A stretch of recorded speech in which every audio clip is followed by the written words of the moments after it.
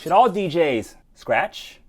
So this is a question that sparked debates in the DJ community over and over and over. Should all DJs learn how to scratch? Well, my simple answer is no, not really. I mean, you don't have to. But wait, hear me out. Now, for most DJs, there's no denying that when scratching is done right, it just sounds dope as f. Now, whether it's a club or a party, scratching can add personality and extra oomph to your sets. Now, in my opinion, it's not that people don't think they actually need to know how to scratch. It's just that most people don't actually know how to scratch. So it's easier to say, oh, I don't need to know how to do this. No one needs to know how to do this. But think about it. In today's day and age where all of us DJs basically have access to all the same music, we all have all this fancy DJ equipment, finding new ways and new skills to set yourself apart from all the other DJs is something you should really invest in. And scratching is one of those ways you can set yourself apart in a sea full of same. So do all DJs need to learn how to scratch?